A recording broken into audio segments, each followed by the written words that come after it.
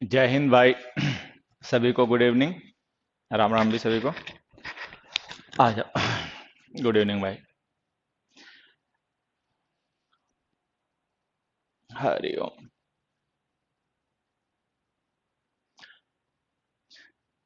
राम राम।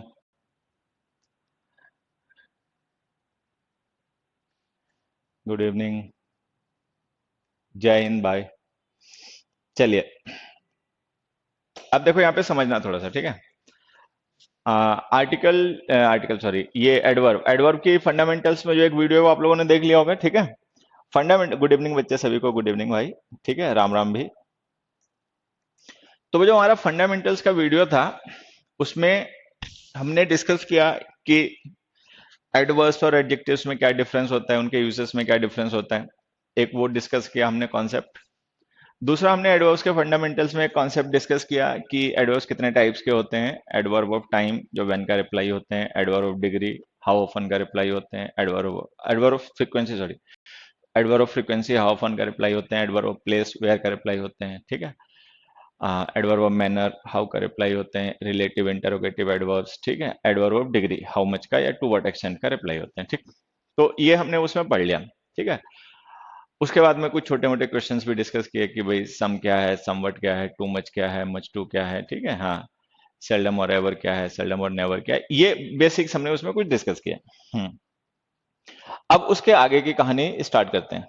आज से हम एडवर्ब में डिस्कस करेंगे एडवर्ब्स के कॉन्सेप्ट्स एंड यूजेस, जिन पे बेस हमारे पेपर में क्वेश्चंस आते हैं। और वो किस तरीके के क्वेश्चंस होते हैं, क्या वो कॉन्सेप्ट्स होते हैं, कैसे उनका पता चलता है कि वो सही है गलत है, और कैसे हम उन क्वेश्चंस को सही कर लेते हैं, ठीक है। ये सब अब हमें आज से डिस्कस करना है, ठीक है। हम देखिए, हरिओम। एक बच्चा कह रहा है कि आर्टिकल में एब्स्ट्रैक्ट वाला केस नहीं कराया। एब्स्ट्रैक्ट वाला बेटा कौन सा केस कह रहा है तू? सर लाइव क्लास के बाद क्लास में से मिनट लेस हो जाती हैं। ये बच्चे सही हो जाएगा जिन बच्चों के यूजर पे ये दिक्कत हो रही है ना, कि आपको लग रहा है कि आपका व्यू कम हो गया या मिनट कम हो गए। तो मुझे लग रहा है कि कुछ बैकएंड पे ये लोग जिनकी हमने टेक्नोलॉजी यूज कर रखी है वो काम कर रहे हैं। तो जिन बच्चों के पे ये दिक्कत आई है उनका सबका सही हो जाएगा, वरी मत करो, ठीक है। देखो, हरिओम। एक डाउट है तो बेटा पूछ लो। वेदर क्या है? वेदर बेटा एडवर्ब है, ओ सॉरी कंजंक्शन है। वेदर हमारा सबऑर्डिनेट कंजंक्शन है। और ये जो वेदर तुमने लिखा है ये स्पेलिंग गलत है। वो WHETHER वेदर होता है। और अगर यही वाला लिखना चाह रहे थे जो लिख दिया है, तो ये बेटा जो वेदर है ये हमारा एब्स्ट्रैक्ट नाउन है, स्टेट ऑफ एटमॉस्फेयर। ये चीजें तो डिक्शनरी में दी होती हैं, कोई भी अच्छी डिक्शनरी यूज करोगे ना उनमें सारी चीजें दी होती हैं, वहां से पता कर सकते हो, ठीक है। उसके लिए इतना कीमती टाइम लाइव क्लास का वेस्ट करने की जरूरत नहीं है। एक अच्छी डिक्शनरी डाउनलोड करो, राम राम बच्चे, उसमें सब सही है। हम्म।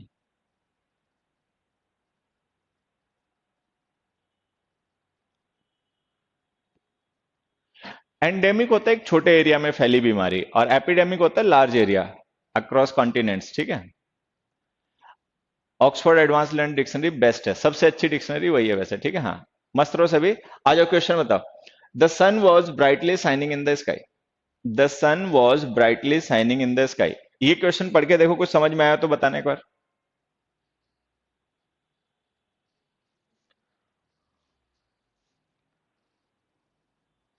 बेटा अभिषेक कर्नवाल, ये तुम्हारे क्वेश्चन में ले लूंगा, ठीक है। हाँ, ये क्वेश्चन में तुम्हारा समझाऊंगा, ठीक है। लेकिन अभी जरा एक बार यहाँ पे ध्यान दे लो, पहले जो पढ़ा रहे हैं। हाँ, हरिओम। देखो यहाँ पे समझना, वॉज हेल्पिंग वर्ब है, शाइनिंग मेन वर्ब है, ठीक है। और ये जो शाइनिंग मेन वर्ब है ना, ये इंट्रांसिटिव है, क्योंकि हमने इसके बाद में प्रिपरेशन लिख रखी है ना इन, और द इसका उस प्रिपरेशन का ऑब्जेक्ट है, तो वर्ब का अपना कोई ऑब्जेक्ट है नहीं, तो वर्ब इंट्रांसिटिव है। और ये जो ब्राइटली हमने लिखा है ये इसका एडवर्ब है, ठीक है। जैसे हमने लिखा the sun was shining, how how was it shining, तो हाउ का रिप्लाई है ब्राइटली। तो ये जो ब्राइटली है ना, हाउ का रिप्लाई है एडवर्ब ऑफ मैनर है, ठीक है। एडवर्ब, एक मिनट में मैनर लिख देता हूँ, एडवर्ब तो है वो तो आप लोग जान ही गए होगे। हाउ का रिप्लाई है तो एडवर्ब ऑफ मैनर है, मैं यहाँ पे लिख देता हूँ एडवर्ब ऑफ मैनर। ये एडवर्ब ऑफ मैनर है, ठीक है। उसके बाद में every student must practice carefully these important questions before.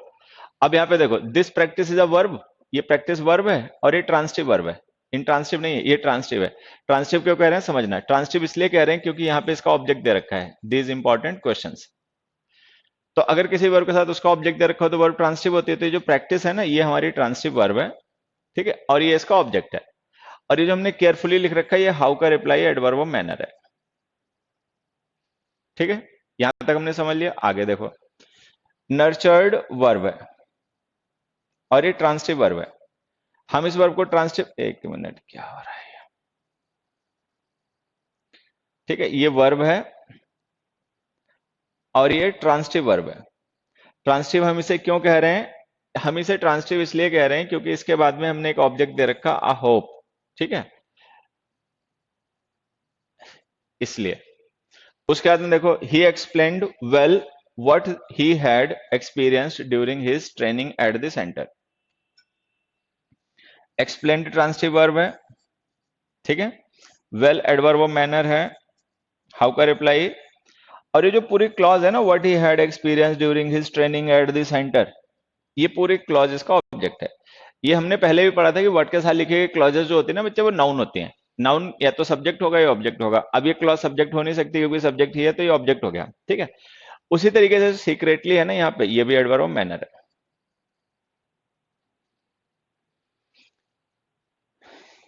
Hariom. बिल्कुल सही आंसर बता रहे हो तुम। आंसर तुम लोगों के बिल्कुल सही है, एकदम ओके है।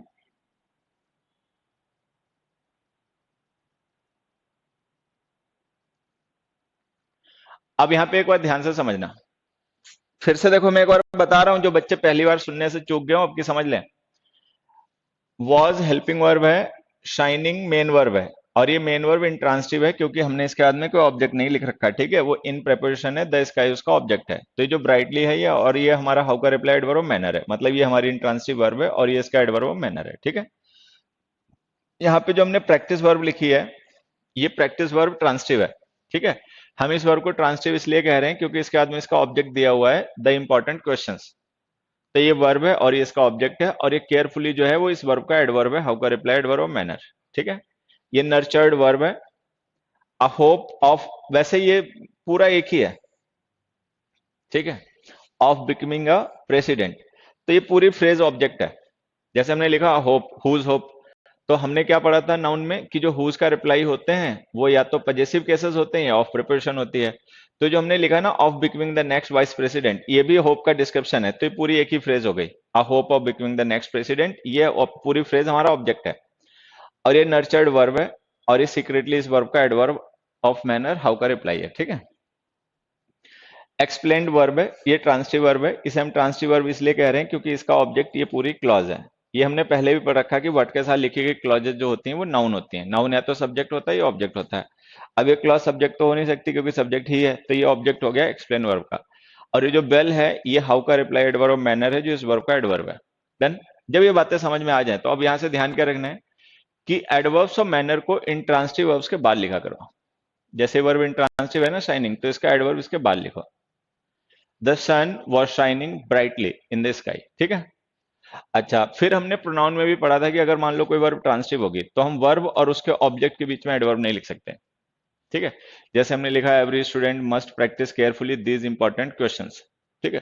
तो जो हमने केयरफुली लिख दिया ना, गलत जगह लिख दिया। वर्ब और उसके ऑब्जेक्ट के बीच में एडवर्ब नहीं लिखने चाहिए। एडवर्ब को अगर लिखना पड़े तो ऑब्जेक्ट के बाद लिख दिया करो। तो इसको ऐसे लिख दो, every student must practice these questions carefully before the examination, ठीक है। तो अगर कोई वर्ब इंट्रांसिटिव है और हम उसके साथ में हाउ का रिप्लाई एडवर्ब ऑफ मैनर लिख रहे हैं, तो एडवर्ब ऑफ मैनर को लिखा करो वर्ब के बाद। लेकिन अगर कोई वर्ब ट्रांसिटिव है और हम उसके साथ में एडवर्ब ऑफ मैनर लिख रहे हैं, तो एडवर्ब ऑफ मैनर को लिखा करो ऑब्जेक्ट के बाद, ठीक। जैसे दीज इंपॉर्टेंट क्वेश्चंस ऑब्जेक्ट हो गए तो उसके बाद लिख दिया। अब इसमें आ जाओ। इसमें अगर हम देखें ना, तो अगर हम इस सीक्रेटली को ऑब्जेक्ट के बाद लिखेंगे तो ऑब्जेक्ट ये पूरी फ्रेज है, a hope of becoming the next vice president. तो अगर हम उसके बाद में सीक्रेटली को लिखेंगे तो ये सीक्रेटली जो एडवर्ब है ना, वो इस बिकमिंग वर्ब को डिस्क्राइब करने लगेगा। क्यों करने लगेगा समझना। ये जो हमने बिकमिंग लिखी ना, ये भी एक वर्ब है, मेन वर्ब नहीं है, नॉन फिनाइट वर्ब है। लेकिन अगर हम सीक्रेटली को इसके बाद लिखेंगे ना, तो सीक्रेटली एडवर्ब इसे डिस्क्राइब करने लगेगा। लेकिन हमें पता है कि सीक्रेटली एडवर्ब इस वर्ब को डिस्क्राइब करने के लिए है। तो अगर वो इस वर्ब को डिस्क्राइब करने के लिए है ना, तो इसे बाद में मत लिखो, इसको लिख दो पहले। तो इससे हमें यह समझ में आया कि अगर मान लो किसी वर्ब के बाद में हम कोई ऐसा ऑब्जेक्ट लिख दें जिसमें पहले से कोई वर्ब लिखी हो, चाहे फाइनाइट या नॉन फाइनाइट, तो उसके बाद एडवर्ब मत लिखना, नहीं तो एडवर्ब दूसरी वर्ब को डिस्क्राइब करने लगेगा। उस केस में क्या करना है, एडवर्ब को वर्ब से पहले लिखना है। कुल मिला के बेसिक आइडिया यह है कि वर्ब और उसके ऑब्जेक्ट के बीच में एडवर्ब नहीं लिखना है। ठीक है। अगर हो सके तो हमेशा एडवर्ब को ऑब्जेक्ट के बाद लिखा करो। कई बार ऑब्जेक्ट कोई फ्रेज या क्लॉज होती है जिसमें पहले से कोई वर्ब लिखी होती है, तो उस कंडीशन में एडवर्ब को मत लिखना फ्रेज या क्लॉज के बाद में, नहीं तो वो दूसरी वर्ब को डिस्क्राइब करने लगेगा, उसको वर्ब से पहले लिख देना। वर्ब और ऑब्जेक्ट के बीच में एडवर्ब मत लिखना, ठीक है। अब जैसे हमने ये वेल एडवर्ब लिखा, ये वेल एडवर्ब एक्सप्लेन्ड वर्ब को डिस्क्राइब करने के लिए है। लेकिन अगर हम उसको इस क्लॉज के बाद लिख देंगे तो वो एडवर्ब डिस्क्राइब करने लगेगा हैड एक्सपीरियंस वर्ब को, तो हमें पता है मीनिंग गलत हो जाएगा। तो हम क्या करेंगे, उसको वर्ब के बाद, ऑब्जेक्ट के बाद ना लिख के वर्ब से पहले लिख देंगे। तो फिर से इन अ नटशेल में सारी बात समझा देता हूँ। कोई भी वर्ब अगर इंट्रांसिटिव है और उसके साथ एडवर्ब मैनर लिख रहे हो, तो एडवर्ब मैनर को लिखा करो इंट्रांसिटिव वर्ब्स के बाद में। लेकिन अगर कोई वर्ब ट्रांसिटिव हो तो उसके ऑब्जेक्ट के बाद लिखा करो। अगर ऑब्जेक्ट कभी कोई क्लॉज या फ्रेज हो जिसमें पहले से कोई फाइनाइट या नॉन फाइनाइट वर्ब लिखी हो, ठीक है, तो उस कंडीशन में जो एडवर्ब मैनर होता है उसको वर्ब से पहले लिख दिया करो। मतलब वर्ब और उसके ऑब्जेक्ट के बीच में एडवर्ब का यूज नहीं करना है।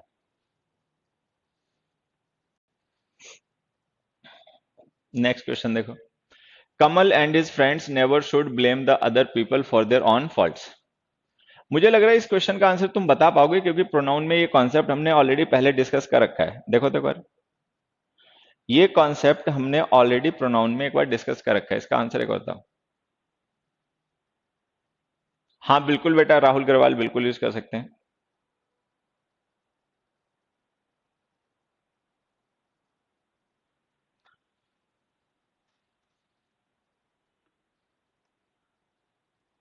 हाँ, अब देखो, शुड हेल्पिंग वर्ब है, ब्लेम मेन वर्ब है, ठीक है, और ये नेवर एडवर्ब वो फ्रीक्वेंसी है, हाउ ऑफन का रिप्लाई, ठीक है। उसी तरीके से डिस्टर्ब जो है ये मेन वर्ब है, और ऑफन जो है ये एडवर्ब वो फ्रीक्वेंसी है, हाउ ऑफन का रिप्लाई, ठीक है। इज हमारी मेन वर्ब है, इस जो है ना ये मेन वर्ब है, ध्यान देना, लिंकिंग वर्ब है ये। रेगुलर एंड पंक्चुअल ये दोनों एडजेक्टिव है, उसके कॉम्प्लीमेंट, ठीक है। हम्म, अब इसको समझना, ये नेवर एडवर्ब ऑफ फ्रीक्वेंसी है और ये ब्लेम मेन वर्ब है। हमें पता है जो एडवर्ब्स होते हैं ना वो मेन वर्ब को डिस्क्राइब करने के लिए होते हैं। No adverb describes a helping verb, adverbs helping verb को डिस्क्राइब नहीं करते, एडवर्ब्स मेन वर्ब को डिस्क्राइब करते हैं। तो अगर हम कभी किसी एडवर्ब ऑफ फ्रीक्वेंसी का यूज करें तो हमेशा उसका यूज क्या करो, मेन वर्ब से पहले। मेन वर्ब ब्लेम है तो इसको उससे पहले लिखो, इसको लिखो Kamal and his friends should never blame other people. तो एडवर्ब्स ऑफ फ्रीक्वेंसी को हमेशा लिखा करो मेन वर्ब से पहले। मेन वर्ब ब्लेम है, शुड नहीं है, तो उससे पहले लिख दिया, ठीक है। नेक्स्ट में आ जाते हैं। नेक्स्ट में यहाँ पे देखें मेन वर्ब है डिस्टर्ब, ठीक है, तो हमने कहा मेन वर्ब से पहले लिखना चाहिए, हमने बाद में लिख रखा है, एक तो ऐसे ही गलत हो गया। और दूसरा, नहीं तो अभी हमने एक कॉन्सेप्ट देखो क्या पढ़ा था, ये डिस्टर्ब जो है ना ये वर्ब है। The delicate balance of nature, ये इस वर्ब का ऑब्जेक्ट है, तो इसका मतलब ये ट्रांसिटिव वर्ब हो गई। अब डिस्टर्ब ट्रांसिटिव वर्ब है, the delicate balance of nature उसका ऑब्जेक्ट है। हमने वर्ब और उसके ऑब्जेक्ट के बीच में एडवर्ब लिख दिया, तो एडवर्ब जो होते हैं वो वर्ब और ऑब्जेक्ट के बीच में नहीं आ सकते, तो ये फिर वही गलत हो गया, इसको पहले लिख दो। तो एडवर्ब्स ऑफ फ्रीक्वेंसी जो होते हैं उनको मेन वर्ब से पहले लिखा करो। मेन वर्ब क्या होती है वो तुम लोग जानते हो, ठीक है। अच्छा, अब यहां पे अगर हम देखें तो ये जो हमने ऑलवेज लिखा है ना, ये भी एडवर्ब ऑफ फ्रीक्वेंसी है, और हमने इसको मेन वर्ब से पहले लिख रखा है, तो ये सही हो गया क्योंकि इज मेन वर्ब है। लेकिन अब हमेशा ध्यान रखना ये बात, अगर हमने पहले ना कभी डिस्कस की हो, कि जो बी की फॉर्म्स होती हैं, जो हम इन्हें एज अ वर्ब यूज करते हैं, लिंकिंग वर्ब्स, ठीक है, तो इनके जो एडवर्ब्स होते हैं वो हमेशा इनके बाद लिखा करो। मतलब इनका कॉम्प्लीमेंट ना इनके बाद शुरू होता है, इनसे पहले इनका कॉम्प्लीमेंट शुरू नहीं हो सकता। तो चूंकि लिंकिंग वर्ब है तो इसका हम कॉम्प्लीमेंट लिखेंगे, तो जो भी हम एडवर्ब यूज करते हैं ना वो उसके कॉम्प्लीमेंट का डिस्क्रिप्शन होता है, इसका नहीं। तो लिंकिंग वर्ब्स अगर बी की फॉर्म्स को हम वर्ब बनाकर यूज करें तो उनके सारे एडवर्ब उनके बाद लिखा करो। तो जो हमने ऑलवेज लिखा है इसको बाद में लिखो, इसको ऐसे लिखो, this student like his friends is always regular and punctual, ठीक है। ये इसका हमारा आंसर ये हो जाएगा।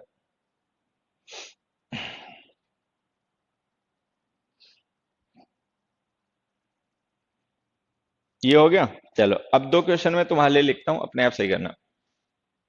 एक क्वेश्चन देखो, ही हैज ऑफन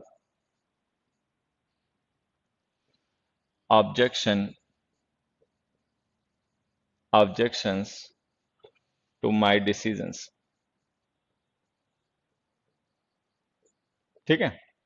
दूसरा, he often has objected to my decisions। ये दो क्वेश्चन सही करो, ये दोनों क्वेश्चंस को एक बार सही करो।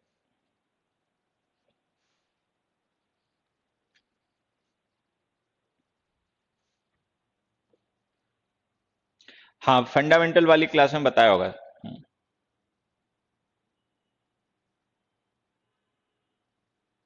बेटा ऑलवेज एडवर्ब मैनर नहीं होता, ऑलवेज एडवर्ब फ्रीक्वेंसी होता है। हाँ ऑलवेज, हमने क्या करा था कि एडवर्ब मैनर नहीं यूज करना है। ठीक है, फंडामेंटल वाली क्लास होगी ना, उसमें बताया होगा कि एडवर्ब मैनर नहीं यूज करना है लिंकिंग वर्ब के बाद में। ऑलवेज एडवर्ब मैनर नहीं बेटा, एडवर्ब फ्रीक्वेंसी होता है। ठीक है, अब देखो इसमें समझना, ये हैज जो हमने लिखा है ना, अगर तुम जान पाए हो तो ये मेन वर्ब है, और ये जो ऑब्जेक्शंस है ना, ये कोई वर्ब नहीं है, वो इस हैज वर्ब का ऑब्जेक्ट है। ठीक है।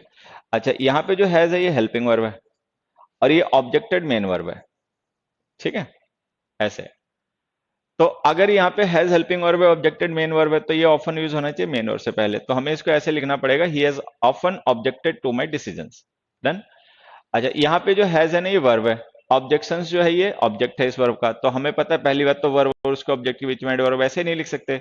दूसरा, हमें पता भी है कि ऑफन एडवर्ब फ्रीक्वेंसी है, तो मेन वर्ब से पहले लिखना चाहिए, तो इसको यहां लिखो, he often has objections to my decisions. ठीक है। लो, ये दो क्वेश्चंस अपने आप सही करके बताओगे क्या? We have never to wait more than 5 minutes at the bus stop.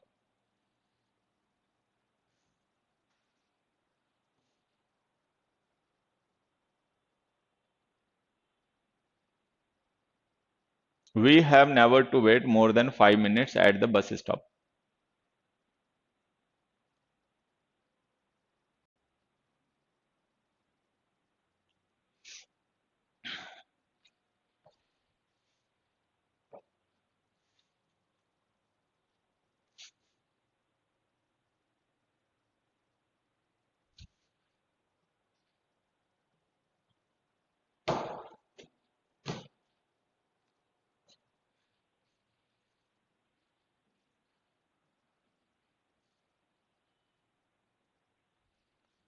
Never have.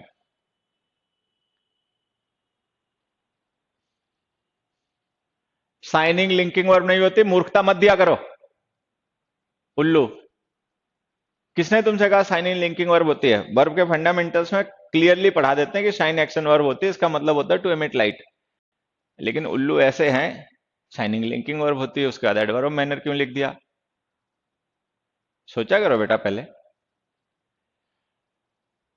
देखो, ये एक छोटा सा कॉन्सेप्ट है जो फर्स्ट क्वेश्चन में है, इसको अभी हमने पढ़ा नहीं है, आगे जब मॉडल्स पढ़ेंगे ना तब पढ़ाऊंगा मैं, तब तक इसको मैं थोड़ा सा ऐसे समझा देता हूं, तुम लोग समझना। देखो, ये जो हैव टू हम यूज करते हैं, या यूज टू यूज करते हैं, या ऑट टू यूज करते हैं, ये होते हैं मॉडल्स। ठीक है, ऑट टू तो खैर एक प्रॉपर मॉडल होता है, अदरवाइज हम इन्हें कहते हैं सेमी मॉडल्स। जैसे हैव टू यूज टू है ना, ये हम इन्हें कहते हैं सेमी मॉडल्स। ठीक है, असल में ये ऐसे मॉडल्स होते हैं जिनके साथ में हमें टू प्लस वर्ब की फर्स्ट फॉर्म इन्फिनेटिव का यूज करना पड़ता है। नहीं तो हमें पता है कि जो मॉडल्स होते हैं उनके साथ हमेशा वर्ब की फर्स्ट फॉर्म यूज होती है। ठीक है, जैसे अगर हम शुड लिखेंगे ना, तो शुड के साथ वर्ब की फर्स्ट फॉर्म आएगी शुड गो, लेकिन ऑट के साथ में टू गो आएगा, ऑट टू गो। ठीक है, तो ये हमें समझना है कि ये जो तीन मॉडल्स है ना, हैव टू, यूज टू और ऑट टू, ये सेमी मॉडल्स होते हैं। अब इसमें होता क्या है, ये जो हम टू प्लस वर्ब की फर्स्ट फॉर्म लिखते हैं, ये इन्फिनेटिव होता है, हम इसे स्प्लिट नहीं कर सकते। अच्छा, ऑट और टू जो है, ये एक कंपाउंड मॉडल है, मतलब सेमी मॉडल कहते हैं, लेकिन दो वर्ड मिलकर एक मॉडल का काम कर रहे हैं, तो हम इसे कंपाउंड मॉडल भी कह सकते हैं। ठीक है, तो इस ऑट और टू को भी हम स्प्लिट नहीं कर सकते, टू और वर्ब की फर्स्ट फॉर्म को भी स्प्लिट नहीं कर सकते। वही काम हैव टू के साथ है। अगर हम हैव टू गो लिखे मान लो, ठीक है, तो जो टू गो है ना, ये इन्फिनेटिव है। इन्फिनेटिव ग्रामर की यूनिट होते हैं, तुम लोग पहले से भी जानते होगे कि इन्फिनेटिव्स को स्प्लिट नहीं किया जा सकता। ठीक है, ये ध्यान रखना है। अच्छा, हैव टू जो होता है ये मॉडल है, मॉडल फ्रेज है। हैव टू मिलके मॉडल बन जाते हैं, तो मॉडल फ्रेज है, तो हम इसे भी स्प्लिट नहीं कर सकते। तो ना तो हम इसे स्प्लिट कर सकते हैं, ना हम इसे स्प्लिट कर सकते। वही यूज टू के साथ है। जैसे हमने लिखा यूज टू गो, तो ना हम टू गो स्प्लिट कर सकते हैं, ना यूज टू स्प्लिट कर सकते। ये फ्रेज मॉडल है और ये इन्फिनेटिव है, इनको स्प्लिट किया नहीं जा सकता। अब जब ये बात समझ में आ जाए तो यहाँ ना, ये देखो, ये जो टू वेट है ना, इसे तो हम स्प्लिट कर नहीं सकते, लेकिन ये जो हैव टू हम कर, इसे भी स्प्लिट नहीं सकते। तो जो नेवर हमने यूज किया ना, गलत जगह यूज कर दिया। हैव टू के बीच में नेवर लिख नहीं सकते, क्योंकि हैव टू मॉडल होता है। ठीक है, सेमी मॉडल होता है। अच्छा, टू और वेट के बीच में भी लिख नहीं सकते। अच्छा, तो हम क्या करेंगे, इसको लिख देंगे वर्ब से पहले। We never have to wait more than 5 minutes at the bus stop. हाँ सर, समझ में आ गया। राहुल अग्रवाल को समझ में आ गया। हाँ सही है, बहुत अच्छी बात है बेटा। हाँ ठीक है। हाँ, एक वो पता नहीं सर, प्लीज प्लीज चिल्लाया जा रहा है, क्या बात है इसकी? सर वर्ब और ऑब्जेक्ट के बीच में एडवर्ब डिस्कस कर लेंगे बेटा, क्यों नहीं लिखते, बाद में डिस्कस कर लेंगे, जरूरी होगा तो जरूर डिस्कस करेंगे। पता चले वो तुम सीखने के चक्कर में जो सिखाया जा रहा है वो भी तब तक चूक जाओ, पहले यहाँ तो ध्यान दो। मैंने एक चीज देखी है, बच्चों को वो चीजें बहुत अट्रैक्ट करती हैं जिससे उनका डायरेक्ट कोई लेना देना नहीं होता। ठीक है, अच्छा, जिससे डायरेक्ट लेना देना है, जिससे नफा नुकसान होना है, फायदा होना है, ठीक है, बेनिफिट होना है, ठीक है, उस पर ध्यान कम रहेगा। वो इतनी जरूरी बात नहीं है बच्चे, उसको भी डिस्कस कर लेंगे। यूट्यूब पे हमने इसीलिए बना रखा है वो क्या नाम चैनल की अंट संट जितनी बातें हैं ना, वो हम वहां पे डिस्कस करते हैं। फिर से देखो, एक मैं एग्जांपल तुम्हारे लिए लिखता हूं, अपने आप सही करके दिखाना। You ought to always help your friends। ठीक है। दूसरा, he used often to, एक मिनट, टू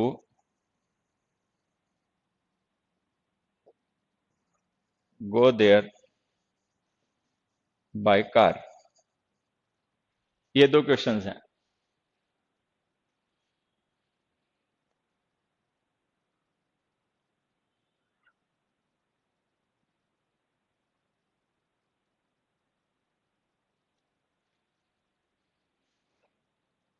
देखो, एक छोटा सा क्वेश्चन में तुम्हें और समझाता हूँ इसी बात से रिलेटेड जो हम डिस्कस कर रहे हैं ना।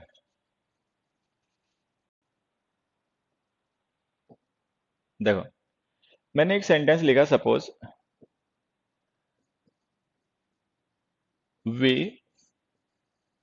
आस्क्ड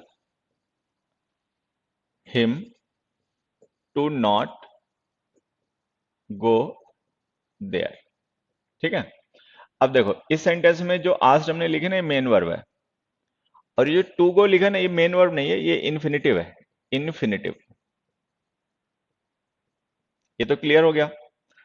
अब यहाँ पे ध्यान से देखो, हमने इन्फिनेटिव के बीच में ना नॉट एडवर्ब यूज कर लिया, तो ये गलत हो गया, क्योंकि इन्फिनेटिव जो होता है वो ग्रामर की एक यूनिट होती है। मतलब जैसे यूनिट होता है ना, यूनिट का मतलब होता है अनडिविजिबल, जिसको हम फर्दर डिवाइड ना कर पाए। ठीक है, तो जो टू को हमने लिखा है इन्फिनेटिव है, अगर ये इन्फिनेटिव है तो हमें इसे स्प्लिट नहीं करना चाहिए, तो हमने ये गलत यूज कर लिया। अब इसको सही करने का तरीका देखो क्या क्या हो सकते हैं। एक तरीका तो ये हो सकता है कि हम इसको ऐसे लिखें, we did not ask him to go there. पहला ये हो सकता है। दूसरा ये हो सकता है कि हम इसे ऐसे भी लिख सकते हैं, we asked him not to go there.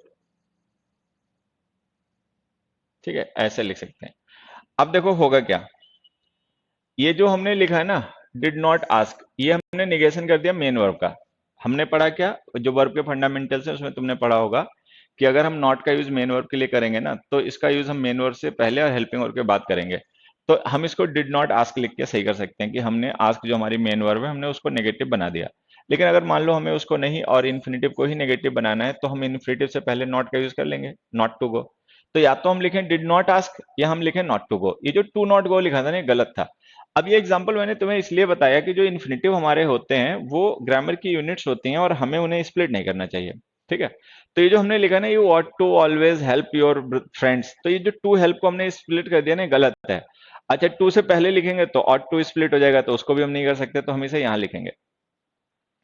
ठीक है, फिर हमने यूज्ड ऑफन टू गो लिखा, तो हमें पता है कि यूज टू जो फ्रेज होती है वो एक मॉडल होती है, तो हम उसको स्प्लिट नहीं कर सकते, और टू गो को भी स्प्लिट नहीं कर सकते, तो हम ऑफन को भी पहले लिख देंगे। He often use to go there by car, you always ought to help your friends. तो बस ये ध्यान रखना, ठीक है। अब आ गया ये फिफ्थ क्वेश्चन, चलो इसका आंसर बताओ अपने आप, सही है गलत। थोड़ी सी मदद मैं तुम्हारी कर देता हूं, देखो समझना। एक मिनट। काइंड हेल्पिंग वर्ब है, मेक मेन वर्ब है, ट्वाइस एडवर्ब ऑफ फ्रीक्वेंसी है, ट्वाइस एडवर्ब ऑफ फ्रीक्वेंसी है। ठीक है, हाउ ऑफन का रिप्लाई है ना ट्वाइस, तो एडवर्ब ऑफ फ्रीक्वेंसी हो गया।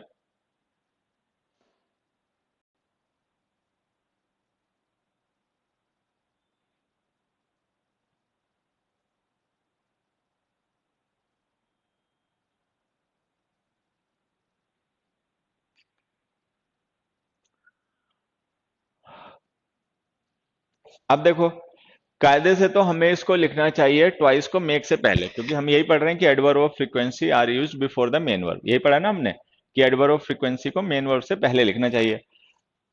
तो ट्वाइस एडवर्ब ऑफ फ्रीक्वेंसी है, मेन वर्ब मेक है, हमें इससे पहले लिखना चाहिए। We can not twice make the same mistake, लेकिन ये सही है। अब ये सही क्यों है, ऐसा क्या कॉन्सेप्ट हो गया कि ये सही हो गया, इसके लिए देखो यहां पे समझना। फ्रीक्वेंसी जो होती है ना, फ्रीक्वेंसी या एडवर्ब्स ऑफ फ्रीक्वेंसी, ये दो तरीके के होते हैं बच्चे। एक होते हैं एडवर्ब्स ऑफ डेफिनिट फ्रीक्वेंसी, ठीक है, और दूसरे होते हैं adverbs of indefinite frequency. So there are two types of adverbs of frequency: adverbs of indefinite frequency and adverbs of definite frequency. ठीक, देखो डेफिनेट फ्रीक्वेंसी का मतलब मैं बताता हूं। डेफिनेट फ्रीक्वेंसी का मतलब जैसे हमने लिखा डेली, तो डेली का मतलब क्या हो गया, वंस अ डे, रोज एक बार। वीकली, वंस अ वीक हो गया इसका मतलब, ठीक है। मंथली, वंस अ मंथ हो गया। ट्वाइस, ट्वाइस का मतलब हो गया two times, how many times, two times, तो ये डेफिनेट हो गई frequency. Thrice, again, every day, etcetera. तो ये फ्रीक्वेंसीज हैं डेफिनेट, ठीक है। हाँ, ये फ्रीक्वेंसी जो बच्चे हैं ये है डेफिनेट फ्रीक्वेंसी। ट्वाइस का मतलब हो गया टू टाइम्स, तो डेफिनेट हो गई वैल्यू, ठीक है। मंथली का मतलब हो गया वंस अ मंथ, तो वो भी डेफिनेट हो गया, ठीक है। लेकिन अगर हम लिख दें ऑलवेज, तो ये फ्रीक्वेंसी इंडेफिनिट है। ऑलवेज का मतलब हम क्या माने, वंस अ डे माने, वंस अ वीक माने, वंस अ मंथ माने, टू टाइम्स माने, थ्री टाइम्स माने, कुछ नहीं पता, तो ये इंडेफिनिट फ्रीक्वेंसी का एडवर्ब हो गया।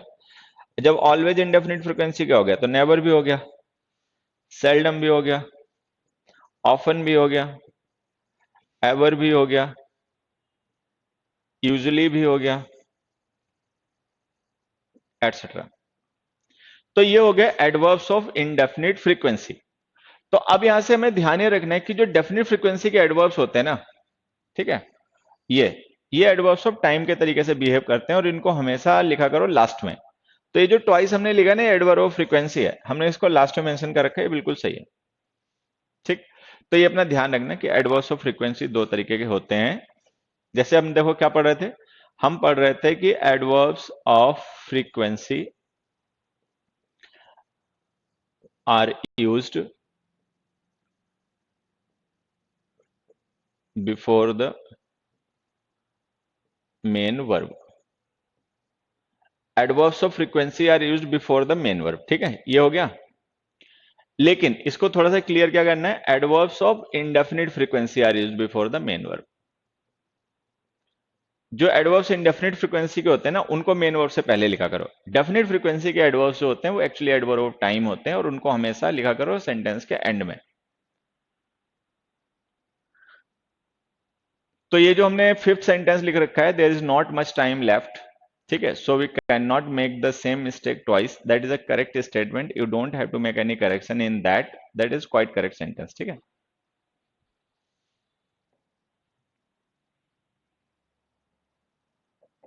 नेक्स्ट देखो, most of the players performed their confidently yesterday.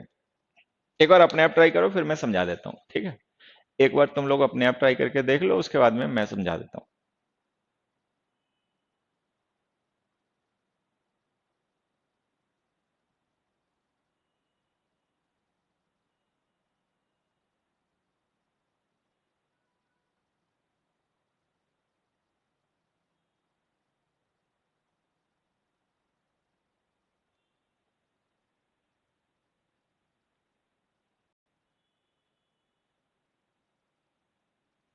Object के बाद बेटा विक्रम सिंह, ऑब्जेक्ट के बाद वर्ब और ऑब्जेक्ट के बीच में तो एडवर्ब लिखने ही नहीं है, वो तो भूल जाओ। वर्ब और उसके ऑब्जेक्ट के बीच में एडवर्ब मत लिखा करो, ऑब्जेक्ट के बाद लिखना है, ठीक है?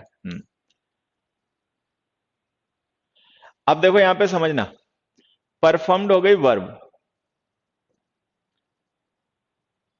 देयर हो गया वेयर का reply adverb of place, confidently हो गया हाउ का reply adverb of manner, yesterday हो गया व्हेन का रिप्लाई एडवर्ब ऑफ टाइम, ठीक है? तो ये तीनों एडवर्ब एक ही वर्ब को डिस्क्राइब कर रहे हैं। हमारे पास एक वर्ब है परफॉर्म्ड, और उस परफॉर्म्ड वर्ब को डिस्क्राइब करने के लिए हमने एक एडवर्ब यूज किया देयर, जो कि वेयर का रिप्लाई है, तो एडवर्ब प्लेस हो गया। एक एडवर्ब यूज किया कॉन्फिडेंटली, जो हाउ का रिप्लाई है, तो एडवर्ब मैनर हो गया। एक यूज किया यस्टरडे, जो व्हेन का रिप्लाई है, तो एडवर्ब टाइम हो गया। तो ये हमारे एडवर्ब्स हो गए। चलो नेक्स्ट में आते हैं। यहां पर हमने एक वर्ब लिखी लिव्ड। इस वर्ब को डिस्क्राइब करने के लिए हमने एक व्हेन का रिप्लाई लिखा for ever, adverb of time हो गया। एक पीसफुली यूज किया हाउ का रिप्लाई, एडवर्ब ऑफ मैनर हो गया। और एक वेयर का रिप्लाई किया देयर, तो एडवर्ब ऑफ प्लेस हो गया।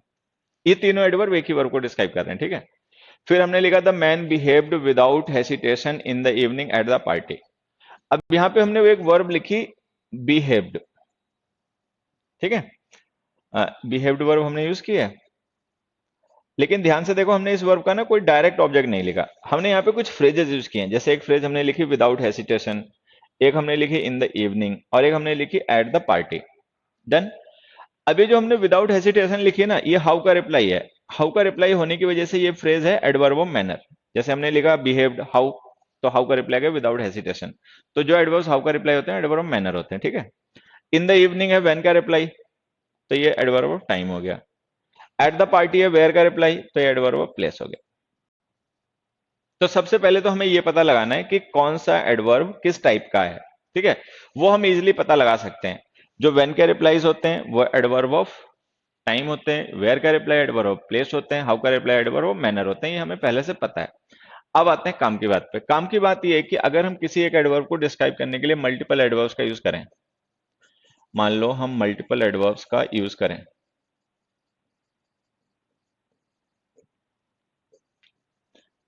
एडवर्ब्स, तो उनको लिखा करो मैनर, प्लेस और टाइम के सीक्वेंस में।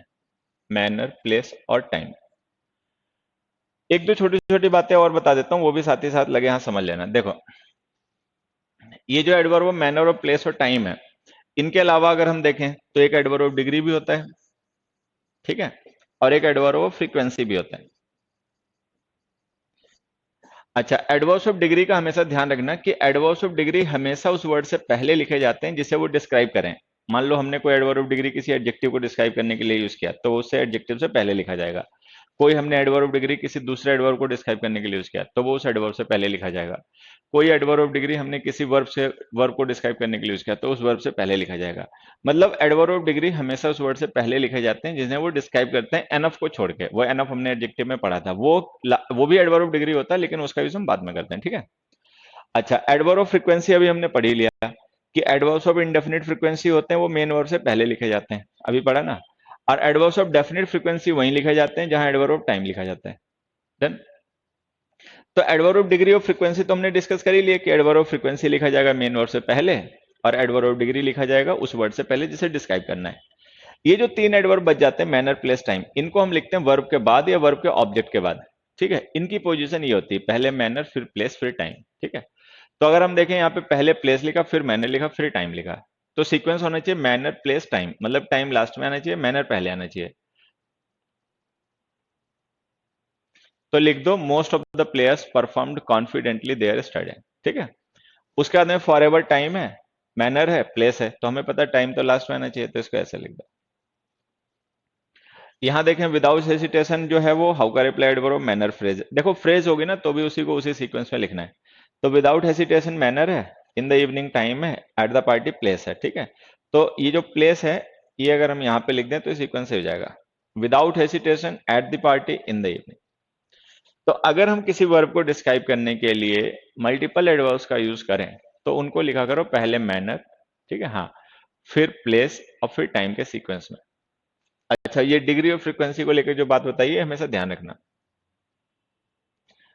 ये दो क्वेश्चंस अपने आप से ही करो, दो क्या तीन है ये क्वेश्चंस, ठीक है। The man waited for 2 hours for his friends with patience at the station, we got freedom on 15th August at 12 midnight in 1947। An old man was sitting near the tree on a bench in the park. ये देखो पढ़ के समझने की कोशिश करो, समझ में आ जाए तो सही भी अपने आप करो।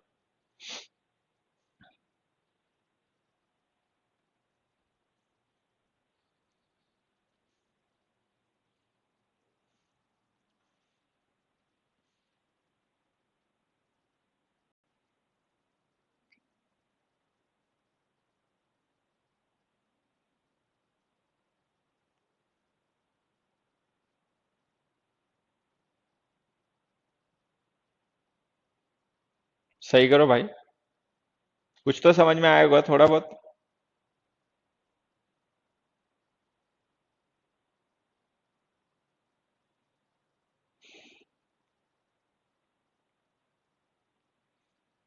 परफॉर्म्ड कॉन्फिडेंटली तो पुराना हो गया सर, अब तो आप।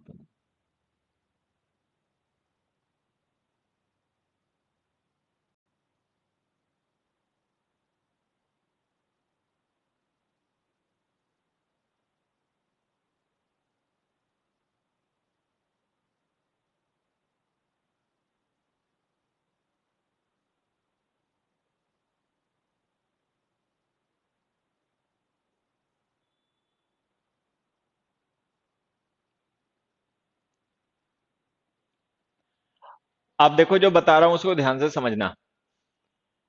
The man waited for 2 hours, तो हमने क्या पढ़ा कि टाइम जो होता है ना वो ड्यूरेशन और पॉइंट होता है, व्हेन का रिप्लाई पॉइंट होता है, ठीक है, और हाउ लॉन्ग का रिप्लाई ड्यूरेशन होता है। तो जो फॉर 2 hours है ना ये ड्यूरेशन में दिया गया टाइम है, मतलब टाइम है, एडवर्ब फ्रेज ऑफ टाइम है।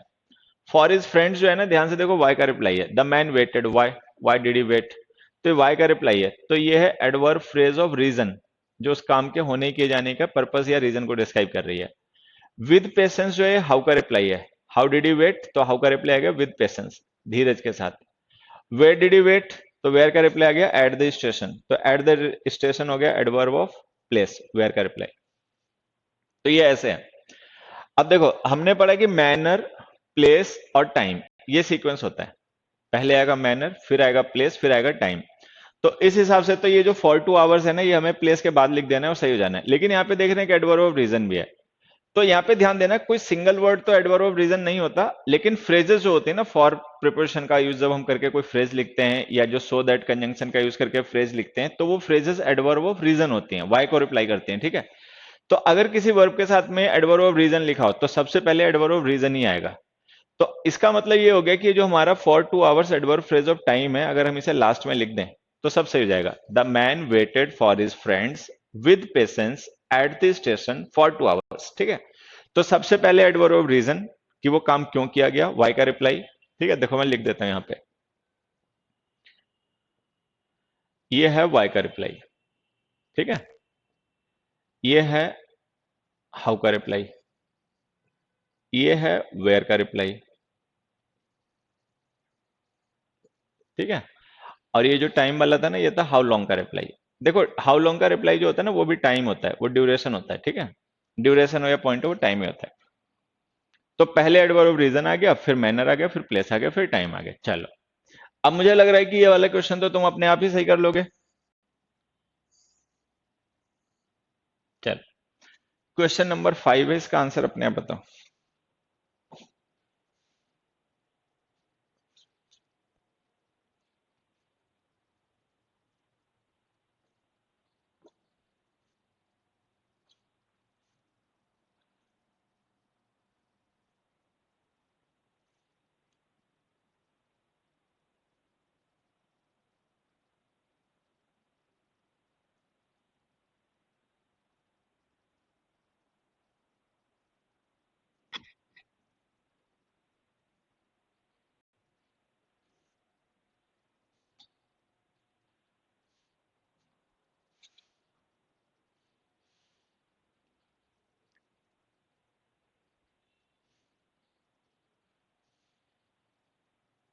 अब इसमें देखो सब टाइम ही टाइम है, यही है ना, हाँ भाई इसमें तो सब टाइम ही टाइम है। तो देखो अब समझना, on 15th August time, when का रिप्लाई है ना, एट 12 मिडनाइट व्हेन का रिप्लाई है टाइम, इन 1947 व्हेन का रिप्लाई है टाइम। ठीक है, इसको भी देख लेना। An old man was sitting where, near the tree, where का रिप्लाई हो गया adverb of place. Where on a bench, on a bench भी वेयर का रिप्लाई हो गया adverb of place. Where in the park, where का reply हो गया adverb of place.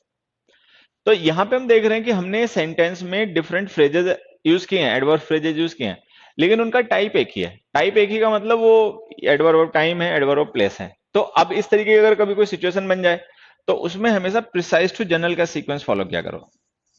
Precise to general, जो प्रिसाइज इंफॉर्मेशन है ना, मोस्ट प्रिसाइज, वो लिखो पहले और जनरल इंफॉर्मेशन लिखो बाद में। ठीक है, अगर हम यहाँ पे देखें तो यहाँ पे मोस्ट प्रिसाइज इंफॉर्मेशन जो है वो आवर है, तो पहले वो लिखो।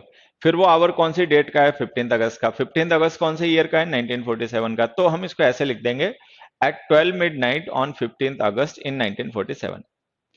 इसी तरीके से अगर हम देखें तो यहाँ पे जो मोस्ट प्रिसाइज इंफॉर्मेशन जो सिटिंग वर्ब की है ना, वो है bench. An old man was sitting on a bench. Where was the bench? Near the tree. Where was the tree? In the park.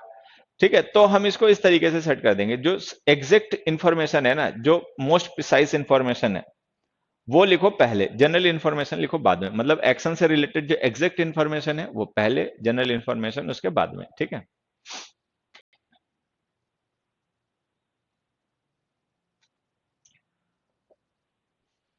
First question,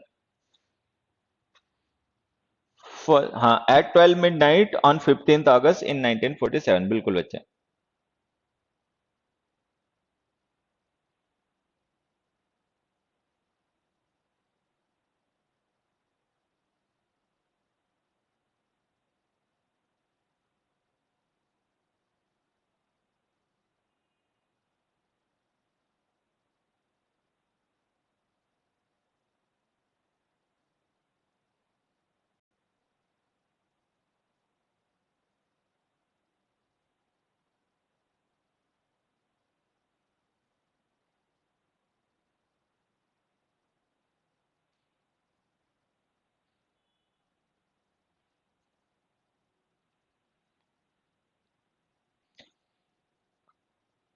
बहुत मारूंगा, सॉन्ग सुनाओ।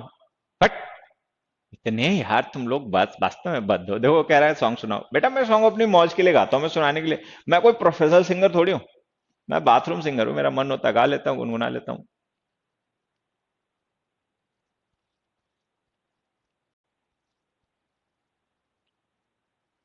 बेटी का नाम क्या है?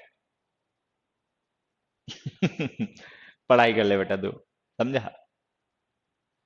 देखो यहाँ पे एक क्वेश्चन देखो, समझना। ये तो हमने एडजेक्टिव में पढ़ ही रखा है कि देन कंजंक्शन ऑफ कंपैरिजन होता है। पढ़ रखा है ना भैया, कि देन जो होता है ये कंजंक्शन ऑफ कंपैरिजन होता है। इसका यूज हम करते हैं कंपेरेटिव डिग्री के एडजेक्टिव्स या कंपेरेटिव डिग्री के एडवर्ब्स के साथ। ये तो सबको क्लियर है कि देन कंजंक्शन ऑफ कंपैरिजन होता है। इसका यूज हम तब करते हैं जब हम किसी को कंपेयर कर रहे हैं, और कंपैरिजन के लिए हम कंपेरेटिव डिग्री के एडजेक्टिव्स या एडवर्ब्स का यूज करते हैं। अब यहाँ पे देखो हमने एक एडवर्ब लिखा है प्रॉम्प्टली, लेकिन ये प्रॉम्प्टली एडवर्ब है ना, ये कंपेरेटिव डिग्री में नहीं है, ये इसकी पॉजिटिव डिग्री है। लेकिन अगर हम देन लिख रहे हैं तो ये होना कंपेरेटिव डिग्री चाहिए था, तो इसको लिखो मोर, मोर प्रॉम्प्टली। अब ये सही हो गया। तो इससे देखो हमें क्या समझना है, कि जैसे हमने लिखा है यहां पर इजी, ठीक है, या छोड़ो इजी के अलावा कुछ और लिख देता हूं। जैसे हमने यहां पर एक वर्ड लिखा डिफिकल्ट, ठीक है, और यहां पर हमने एक दूसरा एडवर्ब लिख दिया डिफरेंटली। अब देखो ये जो डिफरेंटली वर्ड है ना, ये है एडवर्ब, और ये डिफिकल्ट जो है ना, ये एडजेक्टिव है। जो एडजेक्टिव की फंडामेंटल क्लासेस आपने देखी होंगी ना, उसमें ये पढ़ाया गया है कि एडजेक्टिव और adverbs both have degrees of comparison, दोनों में ही डिग्रीज ऑफ कंपैरिजन होती हैं। तो ये जो डिफिकल्ट हमने एडजेक्टिव लिखा है ये पॉजिटिव डिग्री में है, और डिफरेंटली जो हमने एडवर्ब लिखा है ये भी पॉजिटिव डिग्री में है। ये एडवर्ब है, वो एडजेक्टिव है, दोनों पॉजिटिव डिग्री में है। अब मान लो हमें इनकी कंपेरेटिव या सुपरलेटिव डिग्री बनानी हो, तो हम मोस्ट डिफिकल्ट लिख के सुपरलेटिव बना लेंगे, मोस्ट डिफिकल्ट लिख देंगे सुपरलेटिव बन जाएगा, मोर डिफिकल्ट लिख देंगे तो कंपैरेटिव बन जाएगा। उसी तरीके से अगर हमें डिफरेंटली एडवर्ब की कंपैरेटिव डिग्री बनानी हो तो मोर डिफरेंटली लिख देंगे, सुपरलेटिव बनानी होगी तो मोस्ट डिफरेंटली लिख देंगे। तो बस ये ध्यान रखना है कि adjectives have degrees of comparison, so have adverbs, उन एडवर्ब्स में भी होती है, तो ये ध्यान रखना है। तो जो हमने लिखा ना, some animals can see clearer than, ये जैसे ये लिखा, she deals with all the correspondence promptly than others do, तो ये जो देन लिखा है ना, इसका मतलब वो कॉरेस्पॉन्डेंस के साथ में डील करती है, बाकी भी करते हैं लेकिन वो ज्यादा जल्दी करती है, मतलब कंपैरिजन हो रहा है उसका, उसके कॉरेस्पॉन्डेंस डील करने के तरीके में और इसके में कंपैरिजन हो रहा है, तो कंपैरिजन के लिए कंपैरेटिव डिग्री लिखो मोर प्रॉम्प्टली। ठीक है, नेक्स्ट में आ जाते हैं। नेक्स्ट में देखें तो हमने ऑलरेडी पहले से ही कंपैरेटिव डिग्री क्लियरर लिख रखी है भाई, देन कंजंक्शन ऑफ कंपैरिजन है तो उसके साथ हमें कंपैरेटिव डिग्री लिखनी पड़ेगी, तो जो हमने क्लियरर लिख रखा है ना, ये कंपैरेटिव डिग्री है। लेकिन ध्यान ये रखना है कि क्लियरर जो हमने लिखा है ना, ये क्लियर वर्ड एक एडजेक्टिव होता है, ठीक है, और इसकी कंपैरेटिव डिग्री क्लियरर है। लेकिन यहां पे जो हमने वर्ब लिखी है सी, वो एक्शन वर्ब है। अच्छा, एक्शन वर्ब्स जो होती हैं उनके बाद हमें पता है एडजेक्टिव आता नहीं है, एडवर्ब आता है। एडवर्ब होता है क्लियरली, और क्लियरली की कंपैरेटिव डिग्री बनाओगे तो हो जाएगा मोर क्लियरली। आ रही बात समझ में? तो जो क्लियरर है ये कंपैरेटिव डिग्री है, लेकिन ये कंपैरेटिव डिग्री है एडजेक्टिव की। मोर क्लियरली जो है ये भी कंपैरेटिव डिग्री है, लेकिन ये कंपैरेटिव डिग्री है एडवर्ब की। सी एक्शन वर्ब है, तो इसके बाद में हमें एडवर्ब लिखना चाहिए कंपैरेटिव डिग्री में। सी एक्शन वर्ब है इसलिए हमें एडवर्ब लिखना पड़ेगा, देन लिखा हुआ तो कंपैरेटिव डिग्री में लिखना पड़ेगा। तो एडवर्ब क्लियर होता नहीं है, क्लियरली होता है, और उसकी कंपैरेटिव डिग्री होती है मोर क्लियरली। तो ये आंसर है। थर्ड का आंसर बताओ अपने आप।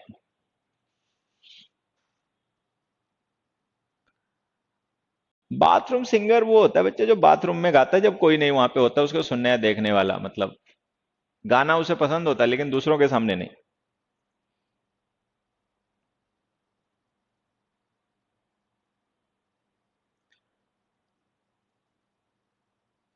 एज बेटा बाद में लिखोगे आसिफ, तो पहले भी लिखना पड़ेगा।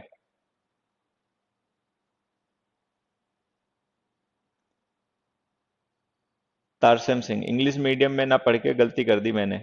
अबे गलती नहीं, बच गया। अगला देखो।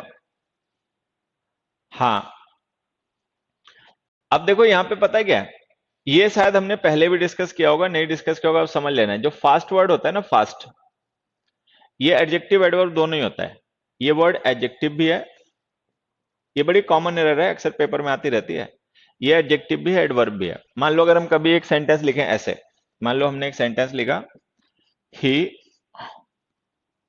रन्स वेरी फास्टली, ठीक है, तो हम देखेंगे रन्स एक्शन वर्ब है, तो हम सोचेंगे एक्शन वर्ब है, लाओ इसके बाद में एडवर्ब लिख दें, तो हमने फास्टली लिख दिया। लेकिन अब ध्यान रखना, फास्टली जो होता है ना वो एडवर्ब नहीं होता है, फास्टली एक्चुअली कोई वर्ड नहीं होता, फास्ट जो होता है ना वो एडजेक्टिव एडवर्ब दोनों ही होता है, ये ध्यान रखना है। देखो, जैसे मैंने एक सेंटेंस लिखा, a fast bowler balls fast, जैसे हमने ये सेंटेंस लिखा, ठीक है। अब यहाँ पे देखो है क्या, ये जो बॉलर वर्ड है ना, नाउन है, तो अगर हम नाउन को डिस्क्राइब करने के लिए फास्ट यूज कर रहे हैं ना, तो ये हो गया एडजेक्टिव।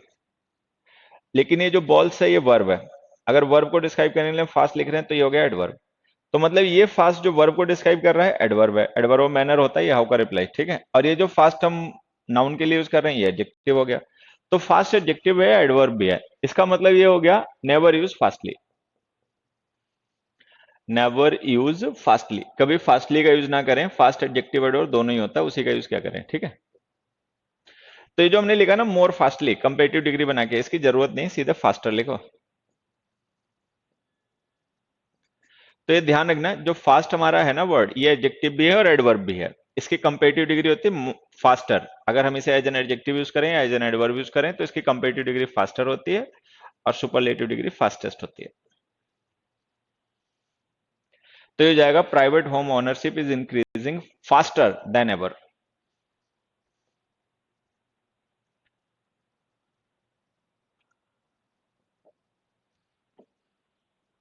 देखो इस क्वेश्चन का कुछ कर पाओगे?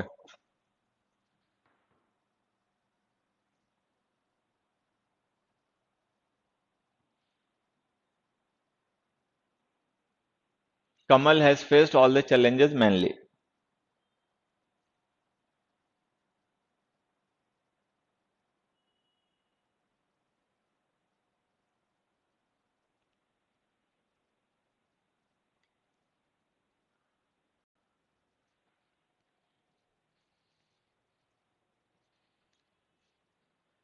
मेरा बेस्ट सॉन्ग,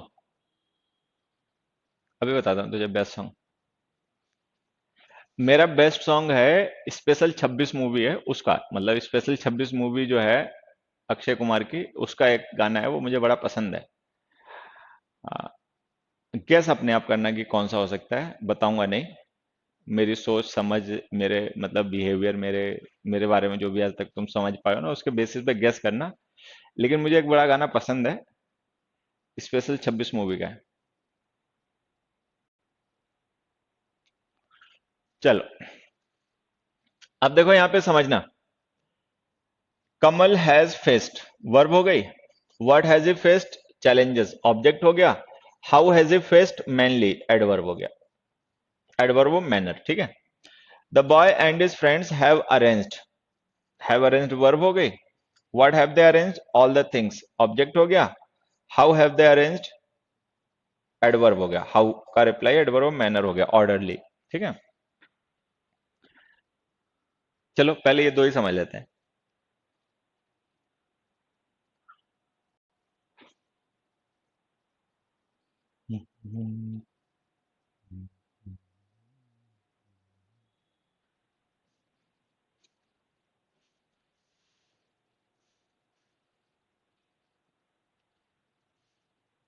आप देखो यहां पे समझना, मैनली एडवर्ब मैनर हो गया।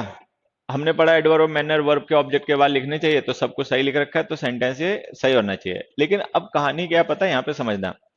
ये जो मैनली वर्ड होता है, ये भले ही हमें ऐसा देखने में लगे कि एडवर्ब है क्योंकि इसके लास्ट में एल वाई लिखा हुआ है, लेकिन एक्चुअली ये एक एडजेक्टिव होता है, ये ध्यान रखना। मैनली का मतलब होता है like man, which is suitable for man. So manly is not an adverb, it is an adjective. तो अगर ये एडजेक्टिव है तब तो ये गलत यूज हो गया, क्योंकि यहाँ तो हमें हाउ का रिप्लाई चाहिए। भाई हाउ का रिप्लाई तो एडवर्ब होते हैं ना, जो वर्ब को डिस्क्राइब करते हैं। ये तो एडजेक्टिव है, तो हमने गलत यूज कर रखा। अगर ये एडवर्ब होता तो सही हो जाता। तो इसको रिमूव कर दो। अब यहाँ पे देखो एक सिंगल वर्ड होता है, अगर आप चाहो तो उसको एज एन एडवर्ब यूज कर सकते हो, मैनफुली। मैनफुल एक एडजेक्टिव होता है, उसकी एडवर्ब फॉर्म होती है मैनफुली। नहीं तो यहाँ पे आपको फ्रेज यूज करनी पड़ेगी। यहाँ पे लिखो इन अ मैनली मैनर।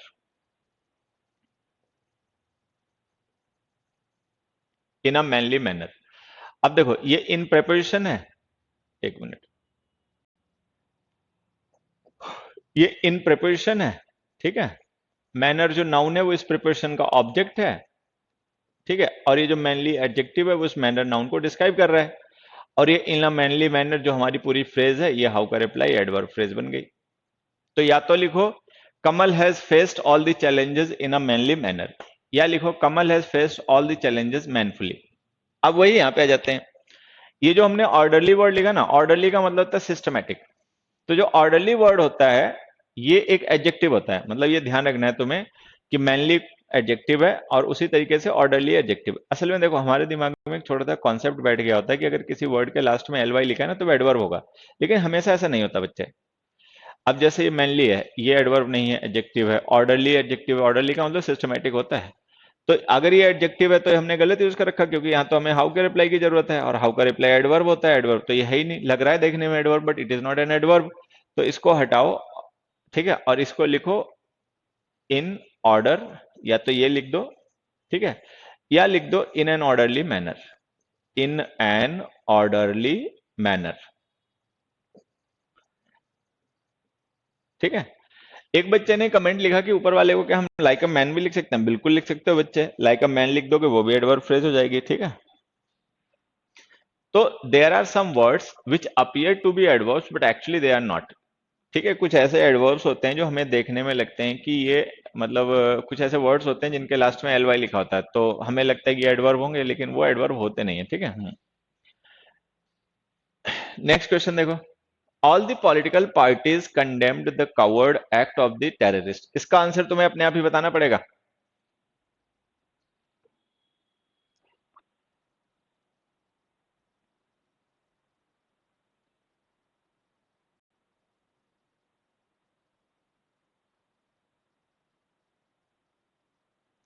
इसका आंसर बेटा अपने आप ही बताना पड़ेगा, बताओ एक बार।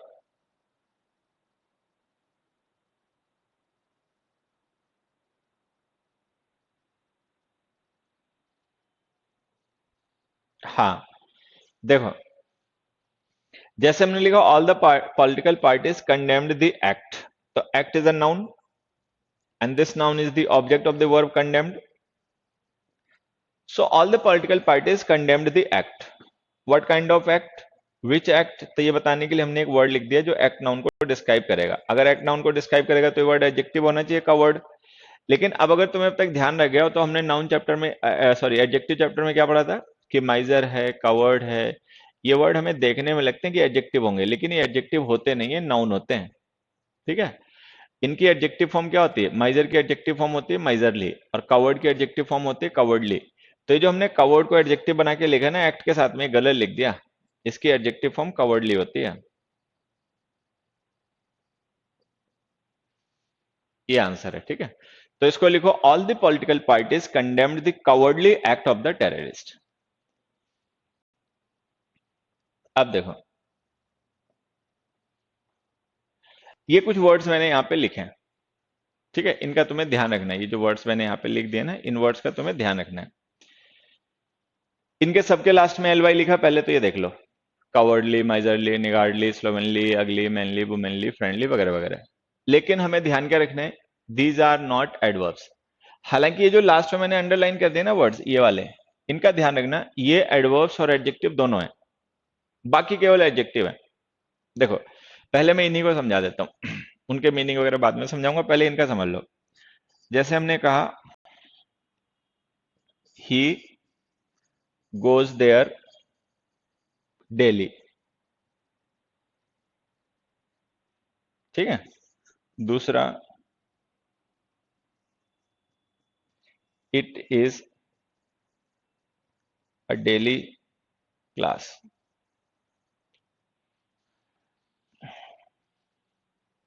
तो देखो, ये क्लास वर्ड नाउन है, नाउन को डिस्क्राइब करने के लिए हमने डेली का यूज किया, तो ये एडजेक्टिव है, ठीक है। यहां पे जो डेली हमने यूज किया, ये हमने गोज वर्ब को डिस्क्राइब करने के लिए किया, तो ये एडवर्ब है, ठीक है। तो ये जो डेली वर्ड है, ये डिस्क्राइब कर रहा है क्लास नाउन को, तो ये हो गया एडजेक्टिव। ये डिस्क्राइब कर रहा है गोज वर्ब को, तो ये हो गया एडवर्ब। तो इसका मतलब ये डेली जो वर्ब को डिस्क्राइब कर रहा है एडवर्ब है, ये जो नाउन को डिस्क्राइब कर रहा है ये एडजेक्टिव है, ठीक है। तो कुल मिला के जो ये वर्ड्स हैं, जैसे आवरली है, डेली है, वीकली है, मंथली है, अर्ली है, इन्हें हम एज एन एडजेक्टिव और एज एन एडवर्ब दोनों तरीके से यूज कर सकते हैं, ठीक है। बाकी जो है ये केवल एडजेक्टिव है, इनको देखो समझना। कवर्डली का मतलब हो गया लाइक अ कवर्ड, अ कवर्डली पर्सन। माइजरली का मतलब लाइक माइजर, माइजरली पर्सन। अच्छा, माइजरली निगार्डली सिनोनिम्स होते हैं, दोनों का मतलब कंजूस होता है, ठीक है। हाँ, स्लोवेनली जो वर्ड होता है, इसका मतलब होता है untidy, untidy, which is not proper, which is not attractive, which is not neat and clean. तो स्लोवेनली का मतलब विच is not neat and clean, which is not attractive, ठीक है, दैट इज स्लोवेनली। उसके बाद आएगा अगली, अगली का मतलब पता ही होगा, which is not beautiful. Manly का मतलब हमने डिस्कस किया, लाइक मैन। वुमेनली का मतलब लाइक वुमेन। फ्रेंडली का मतलब like friend, friendly behaviour, friendly atmosphere, friendly job, ठीक है। Fatherly related to father, like father, fatherly affection, fatherly relation, fatherly advice, ठीक है। ब्रदरली उसी तरीके से हो गया। किंगली हो गया, रिलेटेड टू किंग, गॉड से रिलेटेड गॉडली हो गया। उसके बाद आ गया होमली। होमली का मतलब होता है comfortable, homely environment, homely arrangements, ठीक है। अच्छा, ये जो होमली वर्ड है ना, ये एडवर्ब एडजेक्टिव है, इसका ध्यान रखना। लेकिन यहाँ पे एक वर्ड मैंने और लिखा, होमली, HOMILY। कोई बच्चा इसका मीनिंग बताए, ये जो होमली वर्ड लिखा है इसका मीनिंग बताओ एक बार। HOMILY जो होमली वर्ड मैंने लिखा है, इसका मीनिंग बताओ।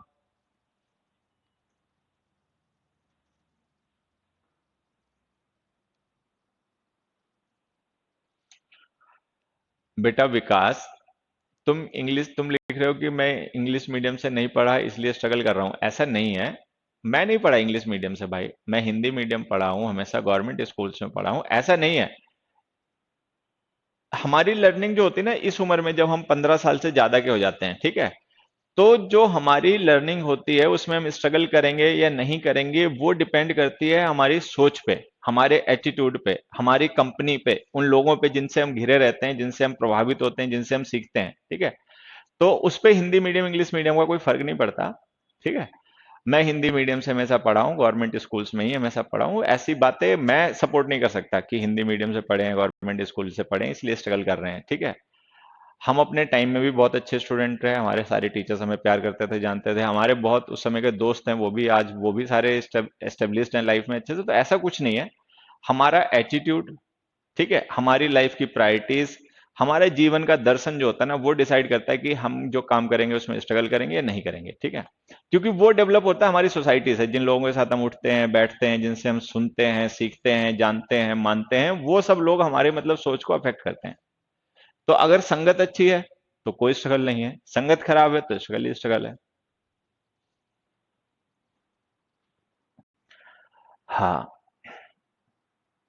धार्मिक भाषण, इसमें धर्म कहां से आ गया उल्लू आदमी? इसमें धर्म कहां से आ गया? धर्म गधा ही आदमी होगा तो क्या? धर्म क्या होता है? ठीक है, साइकोलॉजी क्या होती है? ठीक है, माइंड क्या होता है? इसमें कोई डिफरेंस नहीं।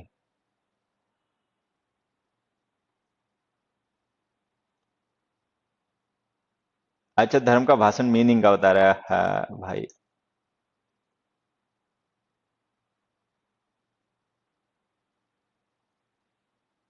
अब देखो, एक बच्चा बता रहा है कि हम इंग्लिश से पढ़े फिर भी स्ट्रगल कर रहे हैं। ठीक है, डोंट टेक टेंशन। और देखो सही बात कह रहा है बच्चा, डोंट टेक टेंशन भाई, चिंता करने की जरूरत नहीं है। मेरा बेटा कौन से स्कूल में जाता है?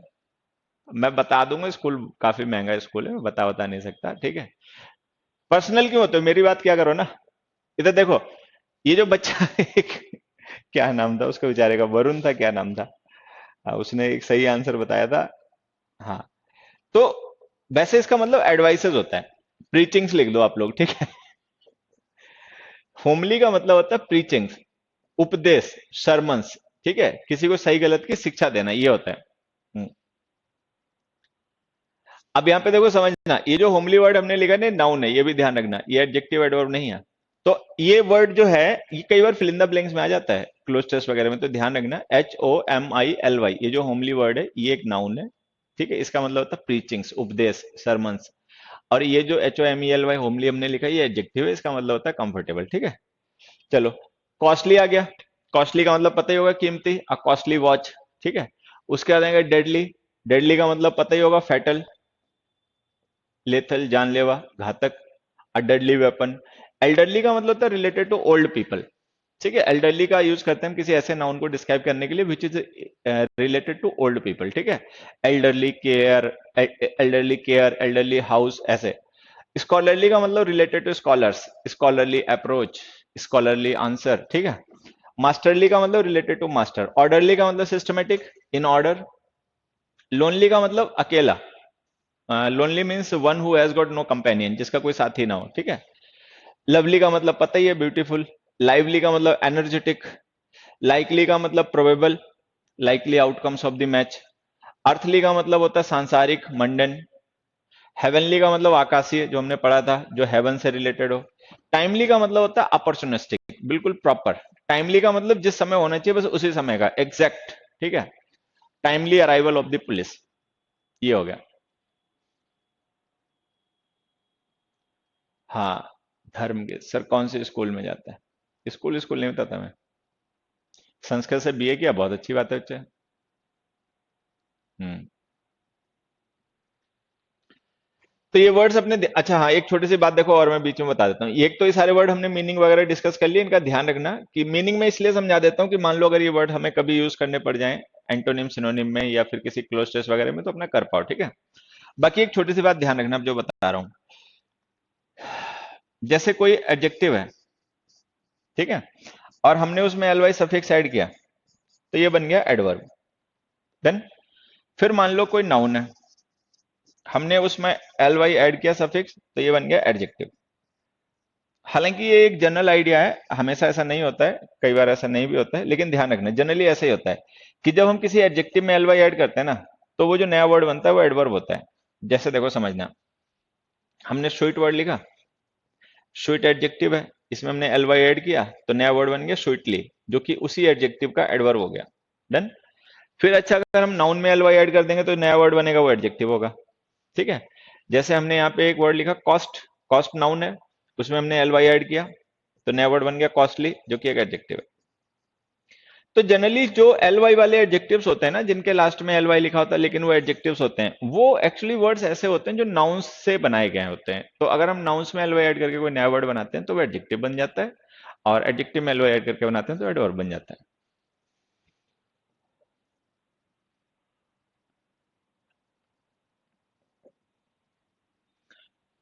इन तीनों क्वेश्चंस के आंसर्स तुम्हें अपने आप बताने हैं। इन तीनों क्वेश्चंस के आंसर्स तुम लोगों को अपने आप ही बताने हैं।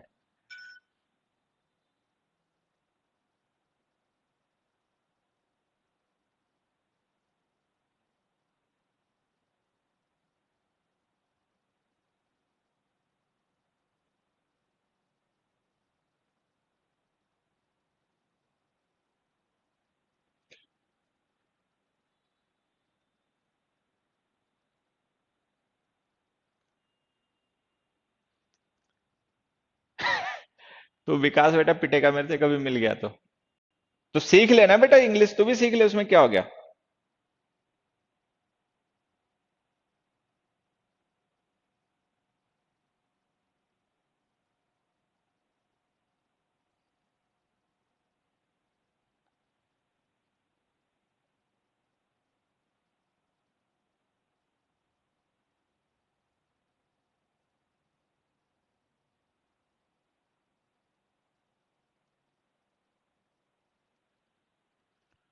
हाँ देखो, मैं समझाता हूं, यहाँ पे ध्यान से समझना। ये जो हमने एवरीवेयर वर्ड लिखा है ना, ये एडवर्ब ऑफ प्लेस है, वेयर का रिप्लाई। एडवर्ब ऑफ प्लेस, ठीक है। It is not the name of any place, ये ध्यान रखना है, इट इज नॉट नेम, ये नेम नहीं है जो हम इसको नाउन कहें, ठीक है। अच्छा, टुमारो जो है ये एडवर्ब ऑफ टाइम है, व्हेन का रिप्लाई, ठीक है, adverb of time. The employees with reluctantly, जो रिलेक्टेंटली है ना, ये है हाउ का रिप्लाई, एडवर्ब ऑफ मैनर। तो ये तीनों वर्ड्स जो है ना, ये एडवर्ब्स हैं। रिलेक्टेंटली हाउ का रिप्लाई है, इसलिए एडवर्ब है। टुमारो व्हेन का रिप्लाई है तो एडवर्ब ऑफ टाइम है। एवरीवेयर वेयर का रिप्लाई है तो एडवर्ब ऑफ प्लेस है। एक छोटी सी चीज और बता देता हूं, वो समझ लेना। अगर मान लो हम अमेरिका लिख दें, ठीक है, ऑस्ट्रेलिया लिख दें, चाइना लिख दें, नेपाल लिख दें, ठीक है, तो ये नाउन्स हैं। ये हैं, ये भी वेयर का रिप्लाई, लेकिन ये नाउन है। ये नाउन इसलिए है क्योंकि ये नेम है कंट्रीज के। दिल्ली लिख दें, मुंबई लिख दें, जयपुर लिख दें, तो जो नेम होता है ना, वो नाउन होता है। अच्छा, टुमारो जैसे हमने लिखा, उसकी जगह अगर हम संडे लिख दें, it is a day name. Tuesday लिख दें, it is also a day name, ठीक है। जनवरी लिख दें, अ मंथ नेम, ठीक है। मॉर्निंग लिख दें, part of the day name, ठीक है। तो ये नाउन्स हैं, ये ध्यान रखना। टुमारो जो है ना, that is not the name of anything.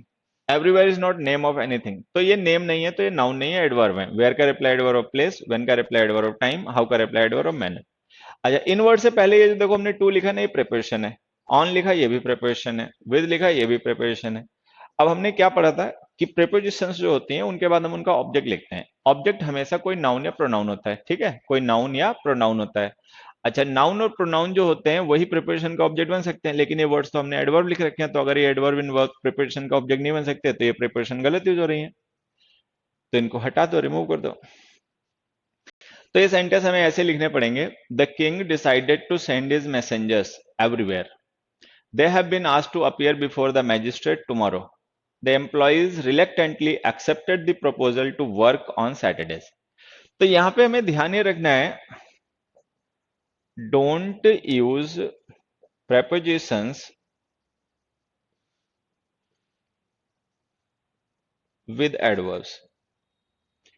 Adverbs के साथ में prepositions का यूज ना करें, ठीक है। prepositions के बाद में हमेशा कोई नाउन या प्रोनाउन का यूज करें। जैसे हमने वहां पे टू एवरीवेयर लिखा है ना, अगर हम वहां पे लिख दें टू अमेरिका, ठीक है, या हम लिख दें टू जयपुर, या हम लिख दें टू केरला, तो सही हो जाएगा। जैसे ऑन टुमारो लिखा है, अगर हम लिख दें ऑन मंडे, ऑन फ्राइडे, तो सही हो जाएगा, क्योंकि वो डे नेम है। तो ये ध्यान रखना कि जो एडवर्ब्स होते हैं वो प्रीपोजिशन का ऑब्जेक्ट नहीं बन सकते, ठीक है। अभी जो कॉन्सेप्ट मैंने तुम्हें समझाया ना, इसी पे बेस ये 2-3 क्वेश्चन और हैं, देखो इन्हें भी समझो और समझाओ। Most people get a travel insurance plan when they go to foreign.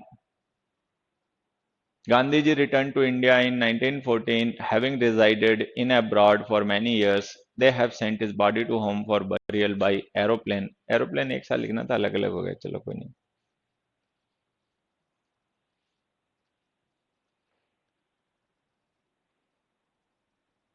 बताओ आंसर। अभी बताता हूँ बेटा विक्रम सिंह, अभी बताता हूँ। वो क्वेश्चन अभी हम यहाँ पे डिस्कस करेंगे जो तुम पूछ रहे हो ना।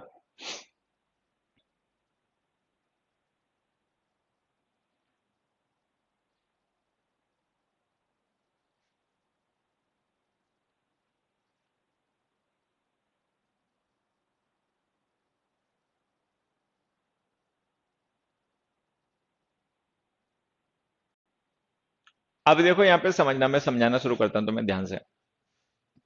ये जो फॉरेन वर्ड होता है ना, फॉरेन, ये एक एडजेक्टिव होता है। ये ना कोई नाउन होता है ना ये एडवर्ब होता है, ठीक है। पहले ये समझ लेना, ये वर्ड एक एडजेक्टिव होता है। जैसे हमने लिखा फॉरेन टूरिस्ट, तो देखो टूरिस्ट नाउन है ना, अब फॉरेन उसे डिस्क्राइब कर रहा है। या जैसे हमने लिखा फॉरेन कंपनीज, तो कंपनीज नाउन है और फॉरेन देखो उसे डिस्क्राइब कर रहा है। या हमने लिखा फॉरेन लैंग्वेज, फॉरेन लैंग्वेजेस, तो लैंग्वेजेस नाउन है, फॉरेन उसे डिस्क्राइब कर रहा है, ठीक है। या हमने लिखा foreign movies, so the word foreign is an adjective which describes nouns. तो ये जो फॉरेन वर्ड होता है ना, ये ना कोई नाउन होता है ना कोई एडवर्ब होता है, ये ध्यान रखना, ये एडजेक्टिव होता है। अब देखो यहाँ पे दो गलतियां हो गई। अगर ये फॉरेन वर्ड एडजेक्टिव होता है, ठीक है, तो वो नाउन कहाँ जिसे डिस्क्राइब करना है, क्योंकि भाई एडजेक्टिव बिना नाउन के तो यूज नहीं होते। तो हमने पहले पढ़ रखा कई बार कि कोई भी एडजेक्टिव जो होता है उसका काम होता है नाउन्स को डिस्क्राइब करना। तो अगर कोई नाउन ही ना हो तो हम एडजेक्टिव यूज नहीं कर सकते। तो ये जो हमने फॉरेन एडजेक्टिव यूज किया बिना नाउन के यूज कर रखा, तो ये गलत हो गया। अच्छा, दूसरी बात, ये जो फॉरेन एडजेक्टिव है ये इस टू प्रिपोजिशन का ऑब्जेक्टिव नहीं बन सकता, क्योंकि टू प्रिपोजिशन है, उसका ऑब्जेक्ट कोई नाउन है, प्रोनाउन ही बनेगा। फॉरेन तो नाउन है नहीं जो बन जाएगा, तो ये टू भी गलत यूज हो रखा है। तो एक तो हमने फॉरेन एडजेक्टिव बिना नाउन के यूज कर रखा है, ये गलती। दूसरा, हमने टू प्रिपोजिशन का ऑब्जेक्ट नहीं लिखा, वो गलती है। तो अब इसे कैसे सही करें समझना। एक आसान तरीका ये कि फॉरेन के बाद में कोई नाउन लिख दो। Most people get a travel insurance plan when they go to foreign country, foreign city, कुछ भी लिख दो। नहीं कुछ समझ में आए तो ये फॉरेन हटा दो और इसकी जगह लिख दो अब्रॉड। अब्रॉड का मतलब होता है विदेश, ठीक है। इसके साथ हमें नाउन लिखने की जरूरत नहीं है, अब्रॉड लिख दो। लेकिन अब कहानी क्या होगी कि abroad is not the name of any place. Abroad किसी प्लेस का नाम नहीं है। अब्रॉड जो है ना, ये एडवर्ब ऑफ प्लेस है। अब चूंकि ये एडवर्ब ऑफ प्लेस है तो इसके साथ में फिर टू की हमें जरूरत नहीं रहेगी, तो ये हटा दो। तो इसको लिखो most people get a travel insurance plan when they go abroad. तो ये जो फॉरेन को लेकर बातें बताई हैं ये ध्यान रखनी है, अब्रॉड को लेकर जो बात बताई है वो ध्यान रखनी है, ठीक है। अब आ जाओ फिफ्थ क्वेश्चन पे। फिफ्थ क्वेश्चन में हमने लिखा Gandhi ji return to India in 1914 having resided in abroad for many years. अब देखो ये इन प्रिपोजिशन है, तो इसके बाद जो हम अब्रॉड लिख रहे हैं वो इस प्रिपोजिशन का ऑब्जेक्ट होना चाहिए। लेकिन हमें पता है कि अब्रॉड इज एन एडवर्ब। देखो कॉमन सेंस की बात है, अब्रॉड किसी जगह का नाम नहीं है, ठीक है। जैसे गांधी जी जब इंडिया आए थे तो साउथ अफ्रीका से आए थे, तो साउथ अफ्रीका जो है ना, that is the name of a country, वो एक कंट्री का नाम है। तो अगर हम यहाँ पे लिख दें हैविंग रिजाइडेड इन साउथ अफ्रीका, तो ये सही जाएगा। तो या तो आप लिखो साउथ अफ्रीका, तो सही होगा। और नहीं तो जो अब्रॉड है ना, ये एडवर्ब होता है। क्योंकि ये एडवर्ब होता है तो प्रिपोजिशन की इसके साथ जरूरत नहीं है, इसे रिमूव कर दो। सिंपली ऐसे लिखो Gandhi ji return to India in 1914 having resided abroad for many years, ये हमारा आंसर है। So do remember the word abroad is an adverb, don't use preposition with it, okay। Foreign is an adjective, foreign adjective है वो भी ध्यान रखना। Foreigner, हाँ foreigner बच्चे नाउन होता है, फॉरनर का मतलब होता है पर्सन, ठीक है। हाँ, गो वर्ब के बाद में पर्सन को ऑब्जेक्ट बना के नहीं लिख दोगे ना। चलो अब आते हैं सिक्स क्वेश्चन पे। सिक्स क्वेश्चन देखो मैं समझाता हूं। हमने नाउन चैप्टर में पढ़ा होगा हाउस का और होम का डिफरेंस, ठीक है। तो हमने पढ़ा कि home word is a residence, home का मतलब होता है रेजिडेंस, ठीक है। हाउस का मतलब होता है बिल्डिंग। एक तो ये मीनिंग वाला, मीनिंग पे बेस्ड जो डिफरेंस होता है हमने वो पढ़ा। दूसरी चीज यहाँ पे ये पढ़ना कि जो हाउस वर्ड है ना, ये एक नाउन है। Because it is reference to some place और सम बिल्डिंग। तो हाउस नाम है, नाउन है। होम जो वर्ड होता है रेजिडेंस होता है। It is the name of any particular place और particular building. It is rather an adverb. ये एक एडवर्ब है, ये एक एडवर्ब है। देखो, जैसे कोई पर्सन है जंगल में रहता है तो जंगल उसका होम हो गया। कोई पर्सन रेगिस्तान में रहता है तो रेगिस्तान उसका होम हो गया। कोई पर्सन पहाड़ों पे रहता है तो माउंटेन्स उसके लिए होम हो गए। ठीक है, एक्वामैन जैसे समुद्र में रहता है तो सी उसके लिए होम हो गया। तो होम का मतलब है एनीवेयर। जैसे अब्रॉड का मतलब एनीवेयर, वैसे होम का मतलब एवरीवेयर। तो होम वर्ड एडवर्ब होता है। अब चूंकि होम वर्ड एडवर्ब होता है तो उसके साथ हमें ये प्रिपरेशन टू लिखने की जरूरत ही नहीं, इसको रिमूव कर लो। सिंपली ऐसे लिखो, they have sent his body home for burial by aeroplane. ठीक है, फिर मैं एक और एग्जांपल लिख देता हूं। मान लो इसी सेंटेंस को मैं थोड़ा सा चेंज करके ऐसे लिख दूं, दे have sent his body his home, ठीक है, फॉर बरियल बाय एरोप्लेन। ठीक है, जैसे हमने ये लिख दिया। अब इसे भी समझ लेना जरा। अब्रॉड कंट्री बेटा नहीं लिख सकते क्योंकि कंट्री नाउन है, अब्रॉड एडवर्ब उसे डिस्क्राइब नहीं कर पाएगा। फॉरेन कंट्री लिख सकते हो। ठीक है, अब यहां देखो, ये जो होम वर्ड है ना, इससे पहले हमने एक वर्ड लिख रखा है हिज। अब ये हिज है पजेसिव केस का डिटर्मिनर। ठीक है, और हमें पता है कि डिटर्मिनर्स का यूज किया जाता है नाउन्स के साथ में। तो अब ये होम वर्ड एडवर्ब नहीं है, अब ये नाउन है। डन। फिर से देखो मैं बता देता हूं, होम वर्ड जो होता है ना, होम, ये एक एडवर्ब होता है जब हम इसको यूज करते हैं इंडिपेंडेंटली तब। लेकिन अगर मान लो हम इससे पहले कोई डिटर्मिनर लिख देंगे, अब फिर होम लिखोगे, तो डिटर्मिनर के बाद जब हम होम लिखेंगे ना तो ये नाउन होगा।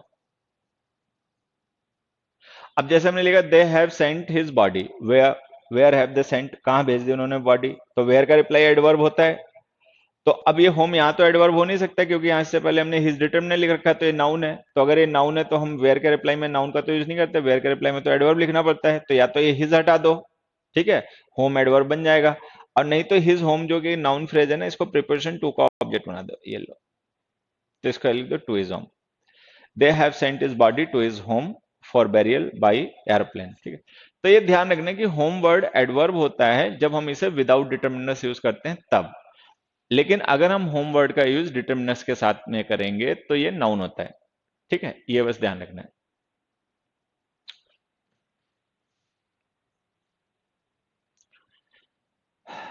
अब ये कुछ क्वेश्चंस मैंने तुम्हारे लिए लिखे हैं, एक बार अपने आप इनको सोचो समझो और देखो, करो अगर सही कर पाओ तो।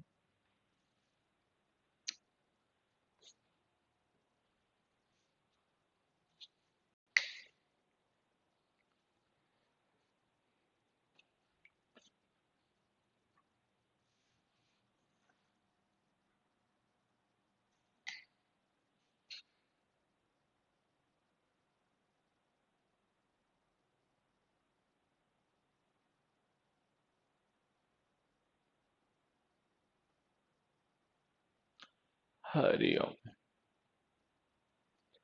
देखो एक छोटी सी चीज बताना मुझे, हाउस में लिख सकते हैं बेटा, हाँ, लेकिन जब प्लेस को रेफर करना हो जहां कोई रहता है तो होम लिखा करो। हाउस का मतलब बिल्डिंग होता है। ये जो मैं यहाँ पे अंडरलाइन कर रहा हूँ ना, ग्रुप ऑफ वर्ड्स, मतलब ये फ्रेजेस हैं,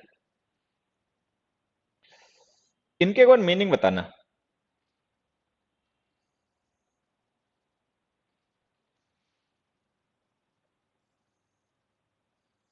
ठीक है, इनके मीनिंग बताओ। Heart and soul, tooth and nail, bag and baggage, cats and dogs, इनके एक बार मीनिंग बताओ। पहले हार्ट एंड सॉल का मीनिंग बताओ, कोई बच्चा बताए।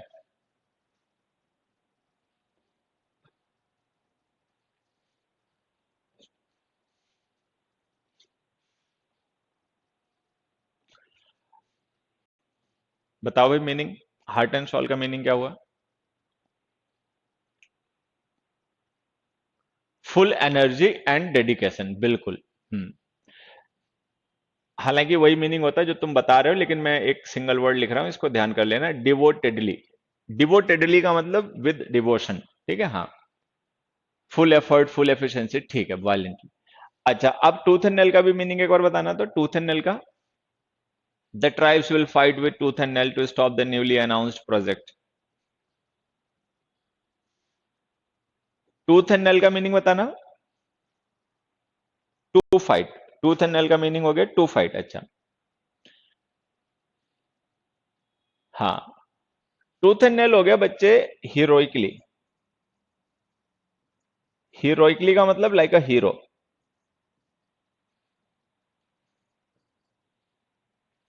हीरोइकली का मतलब हो गया लाइक अ हीरो, अंत तक लड़ना, पूरे मतलब भागना नहीं, कायरता से नहीं लड़ना। तो टूथ एंड नेल का मतलब हो गया heroically, like an fight in a heroic manner. ठीक है, हाँ, आखिरी दम तक।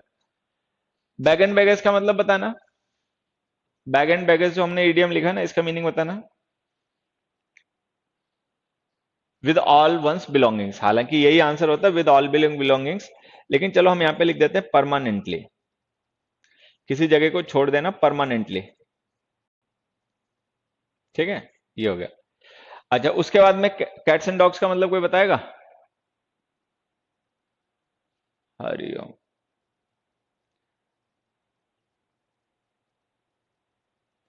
अब देखो, कैट्स एंड डॉग्स जो होता है ना, ये फ्रेज हम यूज करते हैं रेन के लिए केवल, बाकियों के लिए यूज नहीं की जाती, और इसका मतलब होता है हैविली। कैट्स एंड डॉग्स का मतलब होता है हैविली। हैविली। तो अभी इन मीनिंग से तुम्हें एक चीज समझ में आई होगी कि डिवोटेडली है हाउ का रिप्लाई, एडवर्ब। हीरोइकली है हाउ का रिप्लाई, एडवर्ब। परमानेंटली है हाउ का रिप्लाई, एडवर्ब। हैविली है हाउ का रिप्लाई, एडवर्ब। तो ये जो हमने फ्रेजेस लिखी है ना, ये इडियम्स हैं, और इनके मीनिंग्स जो होते हैं वो एडवर्ब्स के होते हैं। इसका मतलब ये फ्रेजेस इडियम्स, ये मतलब इडियम्स जो हमने लिखे हैं एडवर्ब्स हैं। Cats and dogs idiom adverb है, bag and baggage idiom adverb है, tooth and nail idiom adverb है, heart and soul idiom adverb है। तो अगर ये फ्रेजेस एडवर्ब हैं, तो इनके साथ जो हमने ये पहले प्रिपोजिशन लिख रखी है, ये गलत है, क्योंकि एडवर्ब के साथ तो प्रिपोजिशन की जरूरत नहीं पड़ती, तो ये हटा दो। तो सिंपली ऐसे लिखो, when the crew arrived at this airport it was raining cats and dogs. The foreigners will have to leave this island bag and baggage. The tribes will fight tooth and nail. The candidates threw themselves heart and soul. ठीक है, तो यहां से हमने ये सीखा, don't use prepositions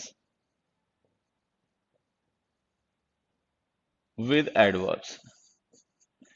don't use prepositions with adverbs। Adverbs के साथ में prepositions का यूज ना करें। ठीक है, एडवर्ब्स के साथ में prepositions का यूज ना करें।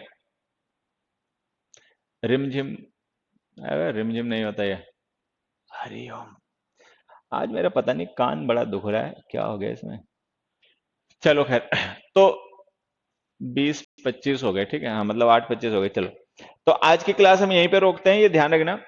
और बाकी अभी तो चलेगा एडवर्ब, 3-4 क्लास तो चलते ही रहेगा एडवर्ब चैप्टर। ठीक है, फंडामेंटल अगर किन्हीं बच्चों ने ना देखा, मुझे लग रहा है कि तुम सभी लोगों ने फंडामेंटल वीडियो एडवर्ब का अब तक देख लिया होगा, लेकिन मान लो अभी भी कोई बच्चा ऐसा हो जिसने फंडामेंटल का वीडियो एडवर्ब में जो दे रख, मतलब एडवर्ब का जो वीडियो हमने फंडामेंटल में दे रखा है ना देखा हो, तो वो देख लेना उसे एक बार। ठीक है, एडवर्ब का जो वीडियो हमने फंडामेंटल में दे रखा है उसको एक बार देख लेना, और उसके बाद फिर इस लेक्चर को अपना रिवाइज करना।